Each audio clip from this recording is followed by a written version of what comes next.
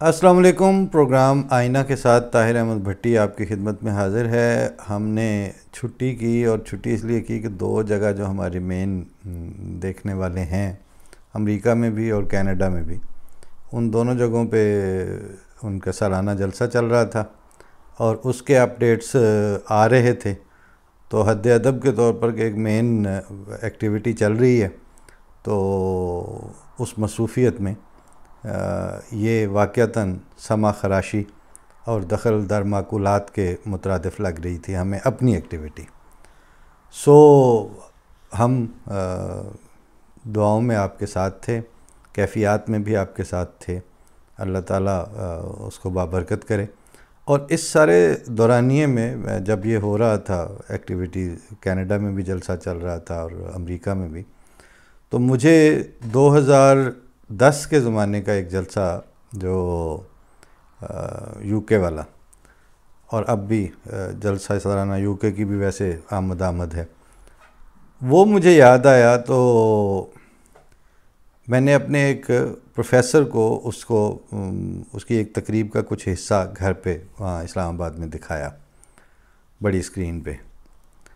تو اس کو دیکھتے دیکھتے ہی ایک جگہ اشارے سے روک کے تو مجھے کہتے ہیں کہ یو ون۔ یہ یو ون جو ہے وہ چیس میں ایک ٹرم استعمال ہوتی ہے جب وہ آپ شطرنج کھیل رہے ہوتے ہیں، تو اس کی جو ساری گیم کی صورتحال چلتی آ رہی ہوتی ہے، تو جہاں پہ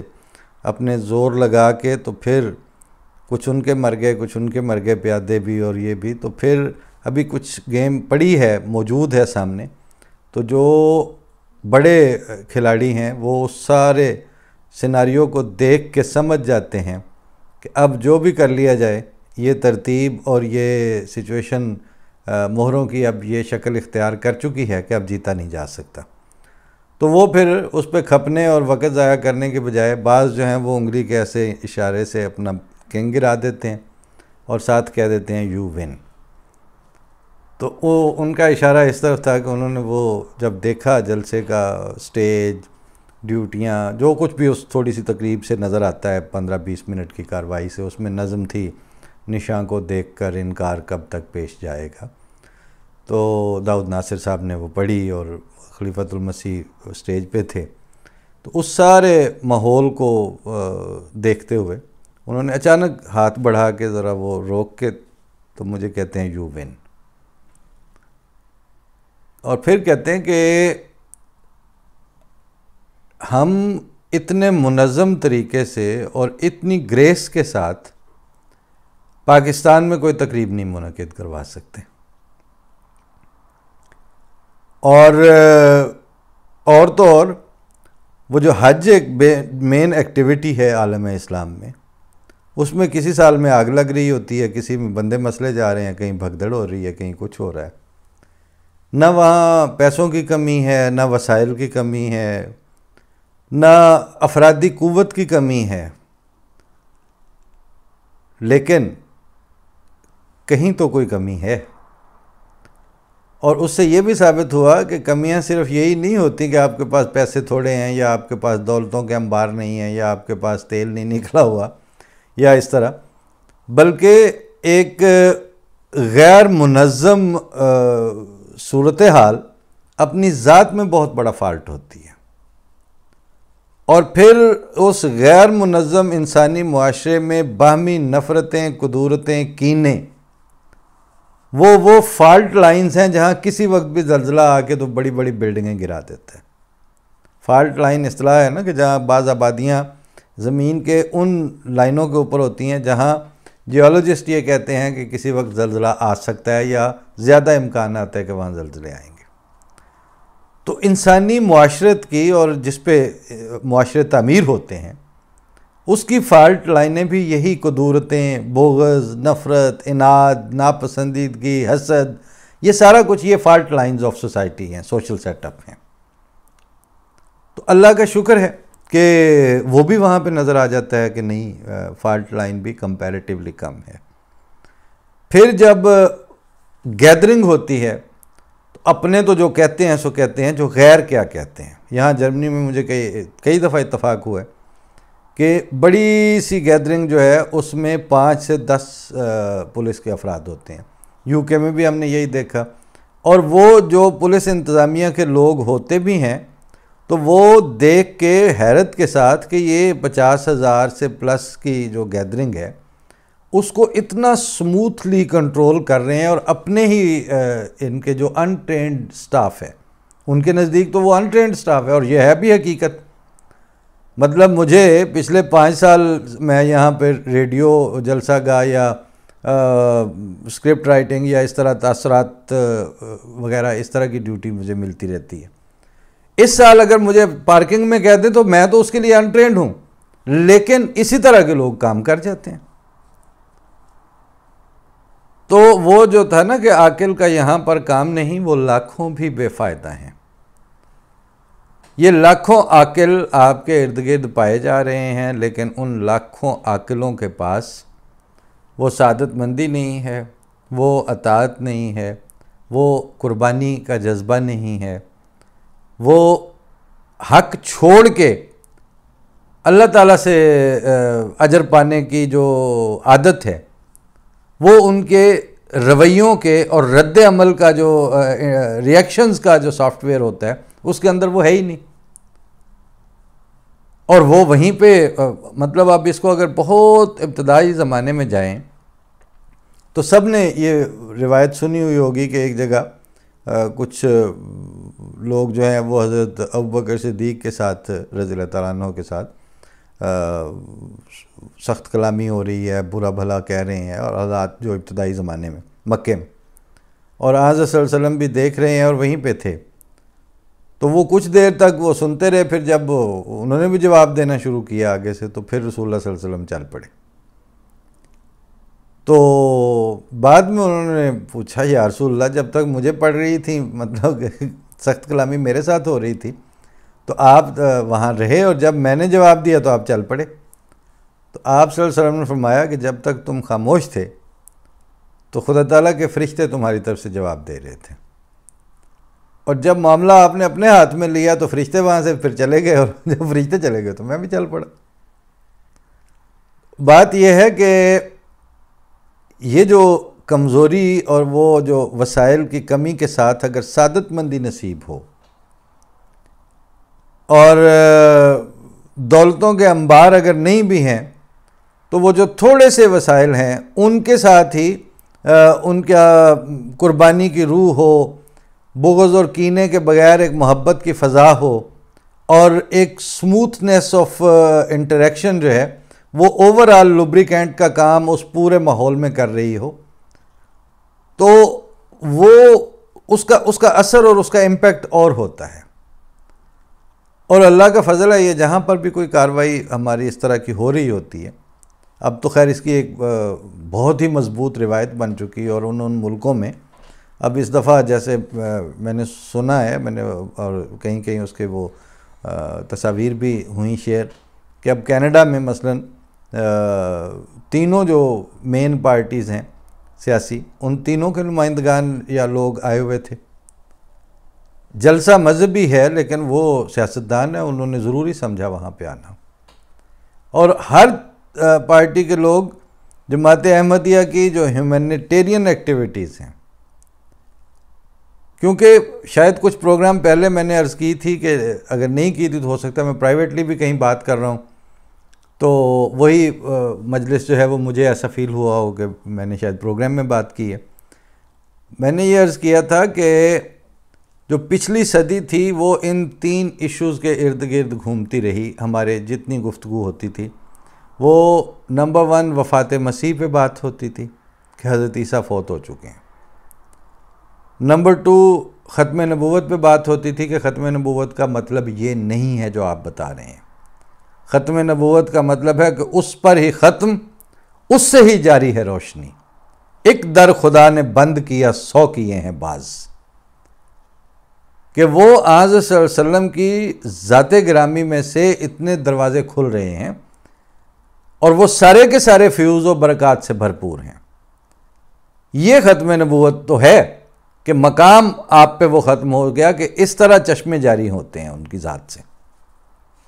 اور فارسی میں اب چند دن پہلے میں ایک ایرانین سے یہاں ملا فرینکفرٹ میں, تو ایسے ہلکی پھلکی فارسی ہی میں گفتگو چلی، تو میں نے کہا کہ میری نظم جو ہے وہ شاید نثر اور گفتگو سے بہتر ہوگی، کیونکہ وہ میرے حافظے میں ہے۔ تو مجھے کہتا ہے کچھ سناؤ آپ نے کیا کیا یاد ہے۔ تو میں نے ان کو ایک شعر تو یہ سنایا کہ بیا جانا تماشا کن کہ در انبوہ جاں بازاں، بسد سامان رسوائی سرے بازار می رقصم۔ تو وہ پڑھنے سے ہی اس کو سمجھ آ گئی کہ شعر کا مطلب مجھے پتہ ہے۔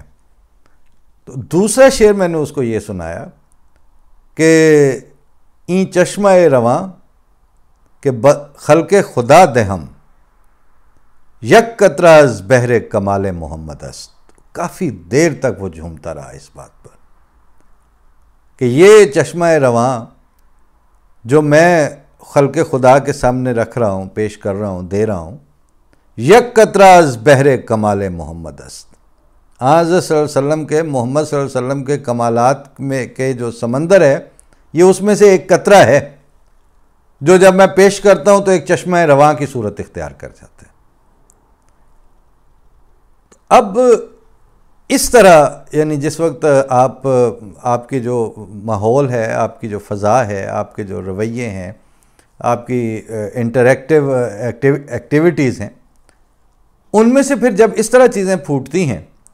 تو وہ اپنے ہی تاثیرات بھی لے کے آتی ہیں، ان کے اپنے تاثرات ہیں، ان کی ایک اپنی فضا وہ خود کریٹ کر رہی ہیں۔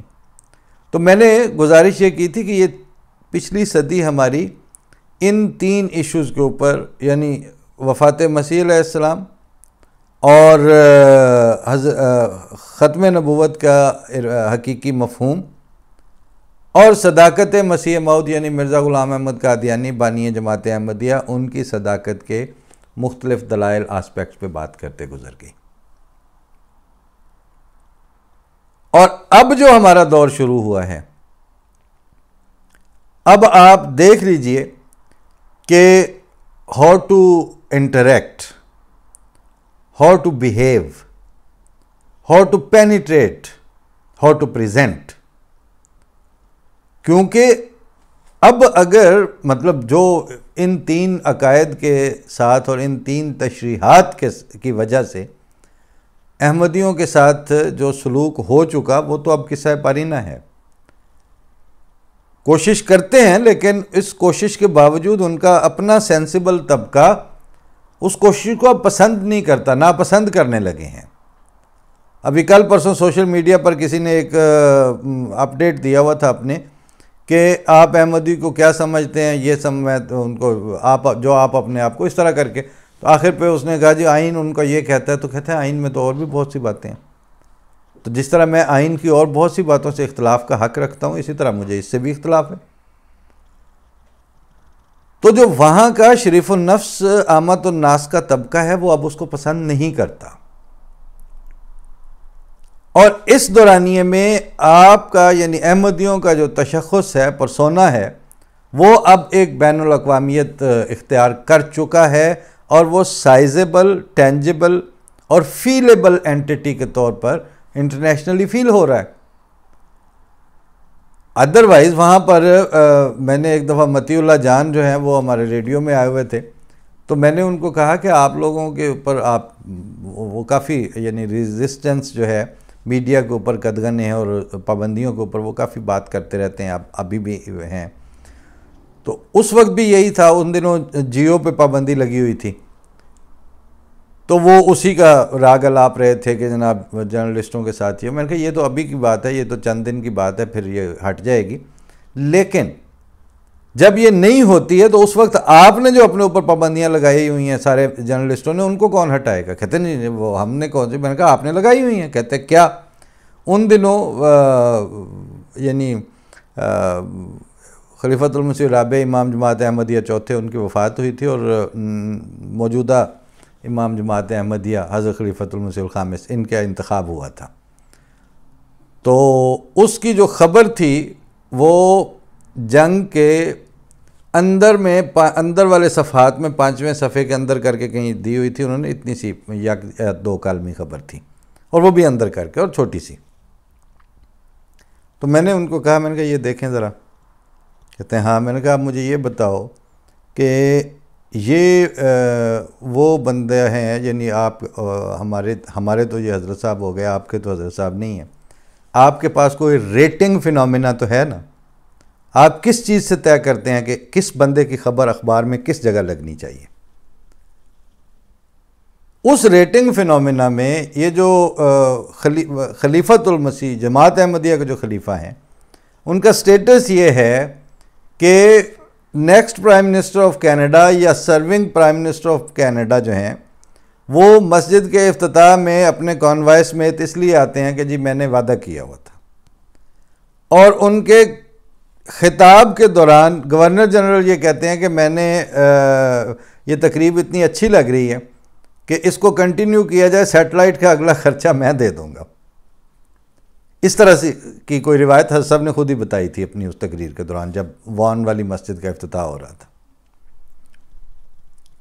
تو میں نے کہا اس کیلیبر کے آدمی کی وفات یا اس کے منصب کے اوپر جس نے آ کے مزید بیٹھنا ہے، اگلا خلیفہ جو منتخب ہوگا،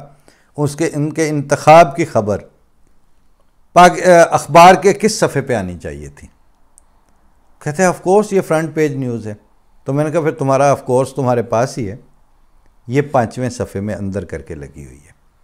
یہ وہ قدغنے ہیں، یہ وہ پابندیاں ہیں جو آپ نے مولوی کے کہنے سے بھی پہلے اپنے اوپر لگا لی ہیں. اس طرح کی پابندیوں میں آزادی اظہار اور بڑے خیالات اور بڑے تھاٹ اور اچھی گفتگو اور اچھی گفتگو کے لیے ماحول کی سازگاری، اس کا رستہ کہاں سے پیدا ہوگا؟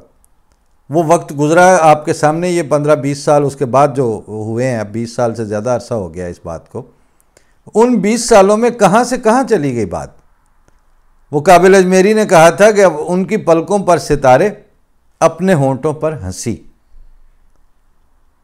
یعنی ان کی جن کو کبھی ہم رو کے اپنی کہانی سنایا کرتے تھے، اب ان کی پلکوں پر ستارے، یعنی ان کی آنکھوں میں آنسو آ گئے ہیں اور اپنے ہونٹوں پر ہنسی. قصہ غم کہتے کہتے ہم کہاں تک آ گئے. اور دوسرا شعر بھی سن لیجئے، اس پہ پھر میں پروگرام آج کی گفتگو کو ختم کرتا ہوں کہ خود تمہیں چاہ کے گریباں کا شعور آ جائے گا، تم وہاں تک آ تو جاؤ ہم جہاں تک آ گئے. تو ہم تقریباً وہ سفر کرتے کرتے اب ان 3 موضوعات سے بین الاقوامی تشخص کے دنوں میں how to live, how to interact, اس کی شخصی مثالیں پیش کرنے کے لیے دنیا کے ہر بڑے ملک میں اللہ کے فضل سے اب ہم موجود ہیں. تو اب آپ کا یعنی پرسونا جو ہے اس کا رول ڈیفرنٹ ہو گیا ہے، اور اس رول کے مطابق اب بیہیو کرنا پڑے گا. اور اسی رول کے مطابق وہ اتنا یعنی اتنا بڑا فضل ہے کہ جو کچھ میری مراد تھی سب کچھ دکھا دیا. میں ایک غریب تھا مجھے بے انتہا دیا. تو یہ جلسے انہی شعروں کی مطلب سمجھیں چلتی پھرتی تصویر ہوتے ہیں. فرق صرف اتنا ہے کہ میں اکثر دوستوں میں یہ عرض کیا کرتا ہوں کہ جن کی موجودگی میں یہ شعر لکھے گئے تھے، وہ جو ادھر ادھر کے گاؤں سے اور چل کے اور پیدل چل کے پاکستان اپنا قادیان پہنچتے تھے، ان کے سامنے جب یہ کہا گیا تھا کہ آ رہا ہے اس طرف احرار یورپ کا مزاج، نبض پھر چلنے لگی مردوں کی ناگاہ زندہ وار، اور کہتے ہیں تسلیس کو اب اہل دانش الوداع، چشمہ توحید پر ہوتے ہیں اب از جان نثار، آ رہی ہے اب تو خوشبو میرے یوسف کی مجھے، گو کہو دیوانہ میں کرتا ہوں اس کا انتظار. ان کا جو یقین تھا اس وقت جب ان شعروں میں بیان کردہ کیفیات کا ظاہری اظہار کہیں پہ بھی نہیں ہوا تھا، ان کے یقین اور ان کے توکل کی فیض رسانی کہہ لیجئے، خیرات کہہ لیجئے، یا اس کا پھل کہیے جو آج ہم کھا رہے ہیں. اس زمانے کا اور اس صدی کا جو توکل ہے اور اس وقت اپنے ان 50 ہزار یا 1 لاکھ کی گیدرنگ یا اس طرح کی جو مختلف جگہوں پہ 20,000 30,000 کی جو پریزنٹیشن ہے، ان میں جو موجود ہیں، جو اس وقت نعرے لگا رہے ہیں اور وہ خوش ہو رہے ہیں یا کسی بات پہ رو رہے ہیں یا کسی بات پہ ہنس رہے ہیں، یہ اس زمانے کے جو ہنسی اور آنسو ہیں، ان کی یقین اور ان کے توکل کی تاثیرات اگلے زمانے پر جائیں گی۔ یہ دیکھ لیجئے، باقی پاکستانی ملا کے ساتھ اور پاکستان کی ملائیت کے سامنے سرخم کیے جو ہستیاں اور اقتدار کے سرچشمے کھڑے ہیں، ان کے ساتھ اب اپنے آپ کو میچ کر کے اور سنکرونائز کر کے تو فیوچر پلان کرنا مجھے تو وائز ڈیسیژن نہیں لگتا، کیونکہ اب ہماری منزل اور ہے، اور یہ اب کہنے کی بات نہیں، یہ چلتے پھرتے ملک یہی بات نظر آ رہی ہے۔ فی امان اللہ، السلام علیکم۔